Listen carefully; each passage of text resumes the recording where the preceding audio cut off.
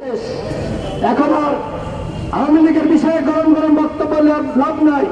আওয়ামী লীগ আগামী নির্বাচন কেন বাংলাদেশে আর কোন নির্বাচনে আওয়ামী লীগ অংশ নিতে পারবে না। আওয়ামী লীগ শেষ, মুসলিম লীগের মতন আওয়ামী লীগ শেষ হয়ে গেছে। এখন নতুন ভাবে গণঅভ্যুত্থানের শক্তি আমরা যারা রয়েছে আমাদেরকে একসাথে কাজ করতে হবে। আগামীতে অবশ্যই জাতীয় সরকার গঠন হতে হবে, সেটি হোক নির্বাচনের আগে বা নির্বাচনের পরে। ঐক্যমত সরকার ছাড়া গণঅভ্যুত্থানে অংশগ্রহণকারী সকল মতপথের মানুষের সরকার ছাড়া এই রাষ্ট্রকে কোনোভাবেই নতুন বাংলাদেশ হিসেবে গঠন করা যাবে না। সুতরাং আমি সকল অভ্যুত্থানের শক্তিকে বলবো, বিএনপিকে বলবো, জামাতকে বলবো, ইসলামী আন্দোলনকে বলবো, এমনকি আমাদের সহযোদ্ধা এনসিপি নেতাদেরকে বলবো, অন্যান্য ইসলামপন্থী বামপন্থী দলের নেতাদেরকে বলবো, আসুন সরকার যদি আমাদেরকে না ডাকে আমরা নিজেরা বসি, প্রয়োজনে গণ অধিকার পরিষদ উদ্যোগ নেবে, সবাইকে নিয়ে জাতীয় সংলাপের আয়োজন করবে গণ অধিকার পরিষদ। সরকার যদি না উদ্যোগ নেয় কাউকে না কাউকে তো উদ্যোগ নিতেই হবে। আমরা তরুণরা 18 সাল থেকে হাসিনা পক্ষের উদ্যোগ নিয়েছি।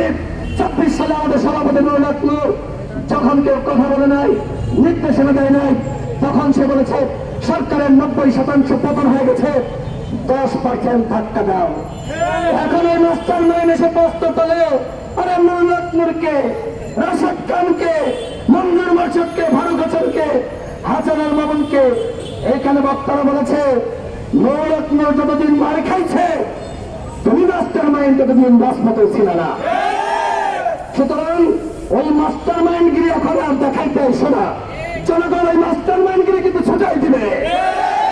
তুমি এখন অনেকের মাস্টার মাইন্ড।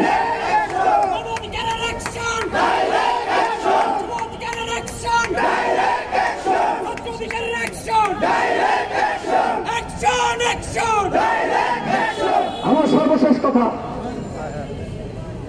গণমাধ্যমে সংবাদ প্রকাশিত হয়েছে সব থেকে দুর্নীতিগ্রস্ত মন্ত্রণালয় হল আমাদের ছোট ভাই আসিফ মাহমুদের মিনিস্ট্রি, সব থেকে দুর্নীতিগ্রস্ত।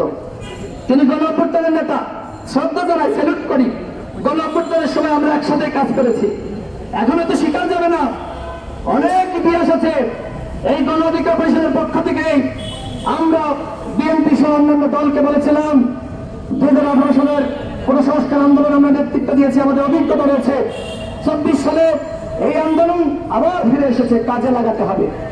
বিএনপি আমাদের সেই কথাই তারা রাজি হয়েছিল।